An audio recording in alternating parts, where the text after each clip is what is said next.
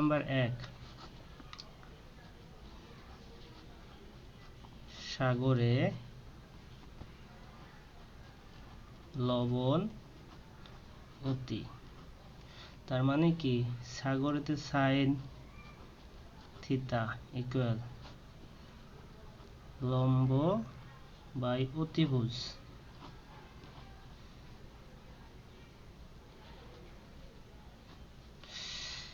এখন সাইনের তো এটা লিখলাম, সাইনের সাথে কার সম্পর্ক, কোসেক, তাহলে কোসেক থিটা ইকুয়াল হবে এর উল্টো, অর্থাৎ উপরে যাবে অতিভুজ,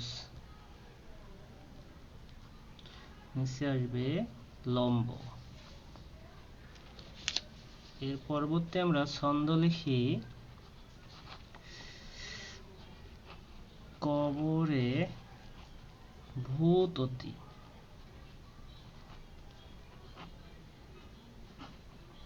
লিখলাম, দেখো কবরতে কস থিটা, ভূতে ভূমি, আর অতিতে অতিভুজ। কসের সাথে সম্পর্ক কার, সেক থিটার। এর উল্টাটা লিখবা তুমি এখানে,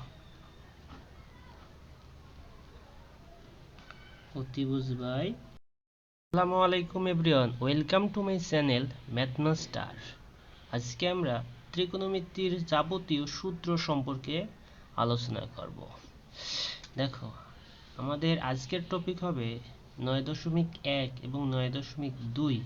অঙ্কগুলো করার জন্য যতগুলো সূত্র লাগবে তার সবগুলো শর্টকাট টেকনিকে শিখব।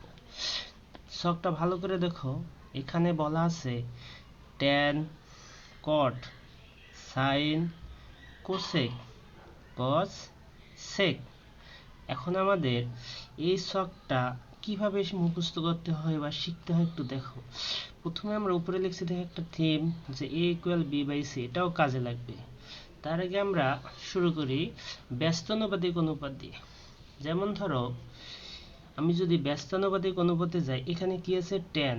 ট্যান ইকুয়াল বলবো 1 বাই কট, সেম উল্টো করে বলবো কট ইকুয়াল 1 বাই ট্যান।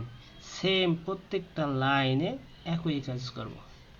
দেখো, আমি লিখলাম ট্যান থিটা। ব্যস্তানুপাতিক অনুপাত হবে প্রথমে 1, এই যে 1, এই লাইন বরাবর কি আছে, ট্যান থিটা ইকুয়াল হবে 1 বাই কট থিটা। এর উল্টো করে যদি লিখি, কট ইকুয়াল হবে 1 বাই ট্যান থিটা।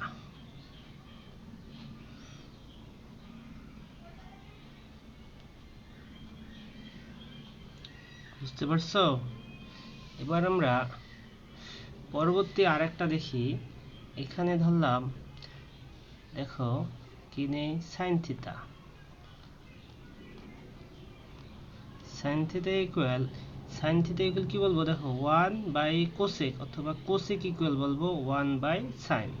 লিখি 1 বাই কোসেক থিটা।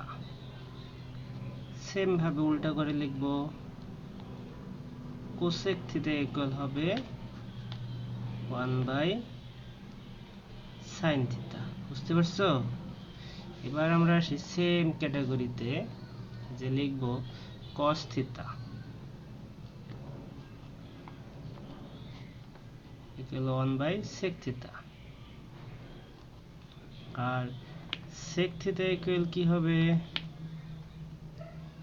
এর উল্টো 1 বাই কস থিটা। বুঝতে পারছো? ছকটা আরেকটু দেখো, এখানে আমি বলছি a equal b by c, বলছি না? তাহলে আমি যদি মনে করলাম এটা a, তাহলে পরবর্তীটা হবে b, তার পরবর্তীটা হবে c। সেম ভাবে যদি এই দিক দিয়ে যায়, তাহলে এটা হবে b, এটা হবে c। মানে যেটাই ধরো সেটা অনুযায়ী কাজ। তাহলে দেখো, আমি যদি tan থিটা ইকুয়াল লিখি, ভালো করে লক্ষ্য করো, tan থিটা ইকুয়াল হবে, এই পাশ দিয়ে যদি যাই, sin theta by cos theta লিখব।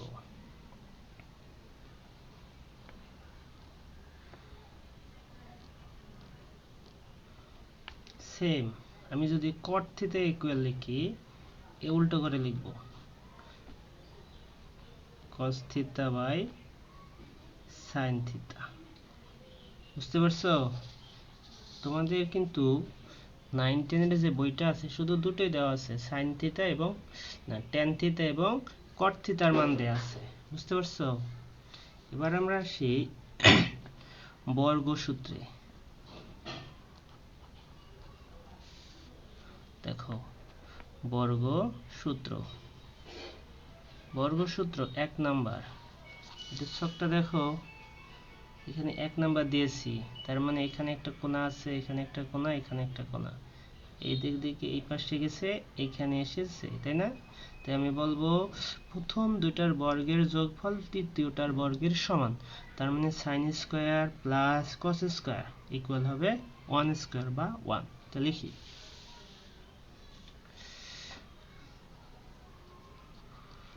sin square theta plus cos square theta সমান বলবো 1।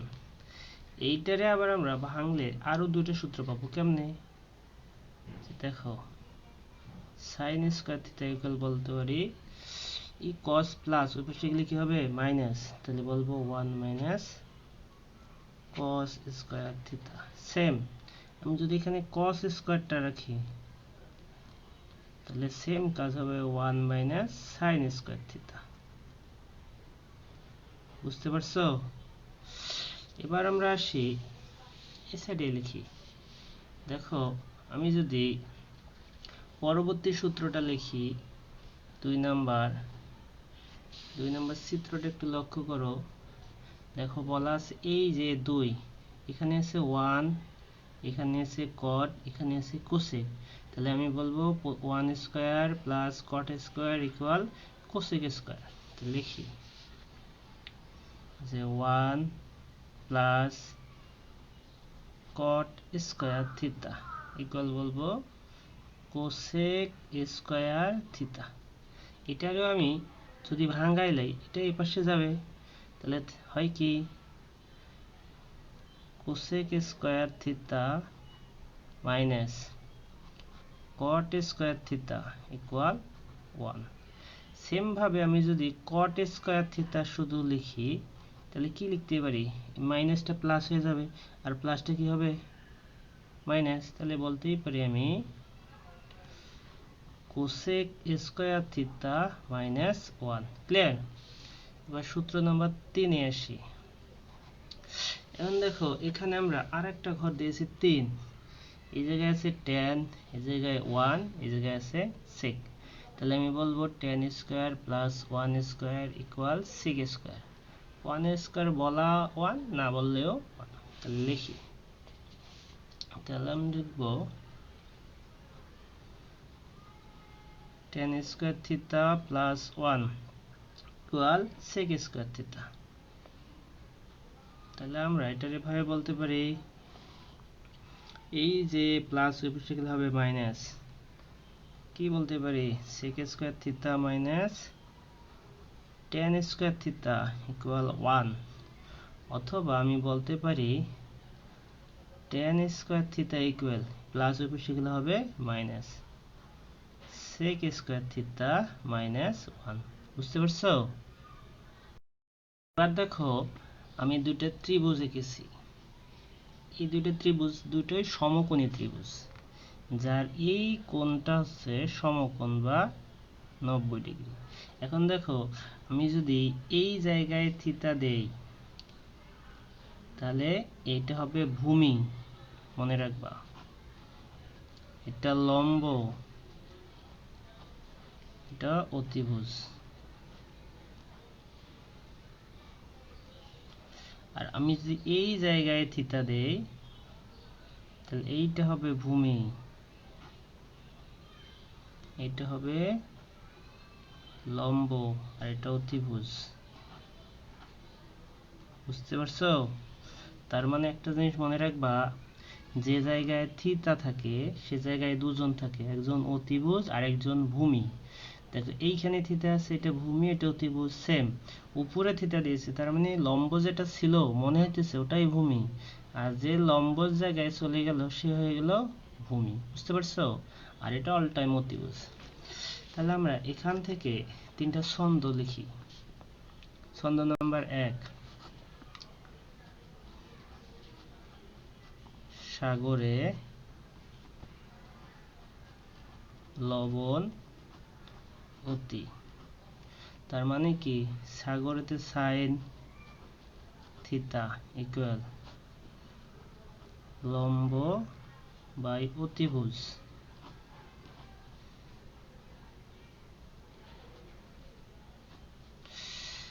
এখন সাইনের তো এটা লিখলাম, সাইনের সাথে কার সম্পর্ক? কোসেক। তাহলে কোসেক থিতা ইকুয়াল হবে এর উল্টো, অর্থাৎ উপরে যাবে অতিভুজ, নিচে আসবে লম্ব।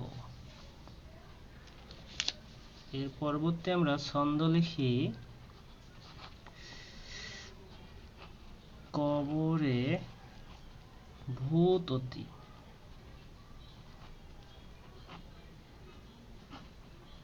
লিখলাম, দেখো কবরতে কস থিতা, ভূতে ভূমি, আর অতিতে অতিভুজ। কসের সাথে সম্পর্ক কার? সেক থিতার। এর উল্টাটা লিখবা তুমি এখানে, অতিভুজ বাই ভূমি। এবার আমরা 3 নম্বর ছন্দে আসি। 3 নম্বর ছন্দটা একটু বেকা টেরা। টেরা লম্বা ভূত, টেরাতে টেন, টেন থিতা এগুলো হবে লম্বাতে লম্ব, ভূতে ভূমি। টেনের সাথে সম্পর্ক কার? কট। তাহলে কট থিতা হবে এর উল্টা, ভূমি বাই লম্ব। এটা হলো 4G স্টাইল। এবার 5G স্টাইলটা দেখাই। 5G style, LE style. এখন দেখো আমরা 5G স্টাইলটা দেখি, যে প্রথমে ছন্দটা হলো অলস। উল্টা করে হিসাব করবা, তন্ত্রের সাথে সাইন, লতে লম্ব, অতে অতিভুজ, তার মানে সাইন থিতা লম্ব বাই অতিভুজ। এখানে বলছি অভুক, কতে কস, ভূতে ভূমি, অতে অতিভুজ, তার মানে কস থিতা ইকুয়াল ভূমি বাই অতিভুজ। এখানে লিখেছি ভুলট, উল্টা করে হিসাব করো, টতে ট্যান, লতে লম্ব, ভূতে ভূমি। বাকিগুলো তো বের করতে পারবা, তাই না? এবার দেখো আমরা ত্রিকোণমিতিক অনুপাতের মান নির্ণয়গুলো শিখব। তাহলে আমাদের সর্বপ্রথম কি করতে হবে? দেখো এখানে দিবা একটা 0, এখানে 1, এখানে 2, এখানে 3, এখানে দিবা 4। তারপরে এদের সবাইকে তুমি ভাগ দিবা 4 দ্বারা, তার মানে সবগুলোরে ভাগ দিচ্ছি কত দ্বারা? 4 দ্বারা। তারপর করবে কি, সবার উপর রুট দিবা, রুট ফিক্সড দিলাম। এবার আসো আসল মজা। এখন দেখো এই যে আমরা জানি, তার আগে তোমাদের একটা জিনিস মনে রাখতে হবে। দেখো এখানে লিখি যে 0 দ্বারা যদি কোনো সংখ্যাকে, ধরলাম 2কে ভাগ দিলাম, তাহলে তার মান হবে 0। আরেকটা জিনিস এটা গেল। আরেকটা জিনিস দেখো, 1 হোক 2 হোক যাই হোক, ধরলাম 10, এই 10কে আমি যদি 0 দ্বারা ভাগ দিই তাহলে তার মান হবে ইনফিনিটি, মানে অসংজ্ঞায়িত। এই ইনফিনিটি মানে হলো অসংজ্ঞায়িত, মানে যার ভ্যালু এখন পর্যন্ত আমরা পাইনি। বুঝতে পারছো? তাহলে তোমাদের জিনিসটা বোঝার সুবিধা হবে। তাহলে দেখো আমরা এই যে 0 দ্বারা ভাগ দিচ্ছি 4 কে, তাহলে আমরা জানি কোনো সংখ্যা 0 দ্বারা কাউকে ভাগ দিলে তার মান হয় 0। বুঝতে পারছো? এবার দেখো এখানে কাটাকাটি করো, √1 এর মান 1 আর √4 এর মান কত 2, এটাই অ্যান্সার। এখানে দেখো কাটাকাটি যদি করি তাহলে উপরে থাকে 1, তাই না, আর নিচে √4। এটারে আমি যদি এভাবে ভাঙাই একবারে লিখতে পারি 1/√2। কাটাকাটি করলে যা হয়, এখানে দেখো উপরে থাকে কাটাকাটি করলে √3, নিচে থেকে √4 এর মান 2। এবার এখানে দেখো উপরে নিচে সেম, তার ভ্যালু কত 1। এবার এই যে সাইনের যে ভ্যালুগুলো আছে উল্টো করে সাজাও, এখানে দিবা 1, এখানে দিবা √3/2, এখানে দিবা 1/√2, এখানে দিবা কত হাফ, আর এখানে দিবা 0 ডিগ্রি। এবার আসো tan থিটা কি লিখবা, আমরা জানি tan equal sin by cos। তাহলে sin বাই cos যদি হয় তাহলে sin কে আমি cos দ্বারা ভাগ দিব, তাহলে 0 দ্বারা যদি একে ভাগ দিই কত হবে 0ই হবে, ওই যে উপরে দেখো। এবার এখানে আসো, এই 2 কাটা গেলে উপরে থাকে কত 1, নিচে থাকে √3, তাহলে আমি বলতে পারি এখানে 1/√3। এখানে দেখো উপরে নিচে সেম, তার ভ্যালু কত 1। এখানে দেখো 2 কাটা গেলে শুধু থাকে √3। এবার দেখো 1 কে যদি 0 দ্বারা ভাগ দেই, যে 0 দ্বারা ভাগ দিলে তার ভ্যালু হয় কত অসংজ্ঞায়িত। তাহলে আমরা এটা উল্টো করে লেখো, এখানে অসংজ্ঞায়িত, এখানে √3, এখানে 1, এখানে 1/√3, আর এইখানে আসলে 0। আসো এখন দেখো আমাদের cos এর বিপরীত sec না, তাহলে cos এর যে ভ্যালুগুলো তা উল্টা করে বসাও। cos এ কি আছে 1, 1 কে উল্টাইলে 1ই পাবো, কি পাবো 1।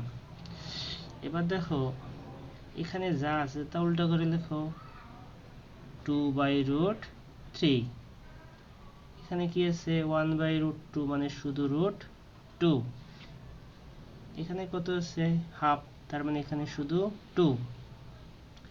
এখানে দেখো আছে কি 0, 0 কে উল্টাইলে হয় অসংজ্ঞায়িত, কি হয় অসংজ্ঞায়িত। এবার এটা উল্টা করে লেখো, এখানে আসবে অসংজ্ঞায়িত, এখানে 2 দাও, এখানে দাও √2, এখানে দাও 2/√3, আর 1 কে উল্টাইলে 1, না উল্টাইলেও কত 1। দেখলে কত ইজি, কত ইজি। আজকে এ পর্যন্তই ভিউয়ার্স। যদি ভিডিওটি ভালো লাগে অবশ্যই লাইক, কমেন্ট এবং সাবস্ক্রাইব করবা। ধন্যবাদ সবাইকে।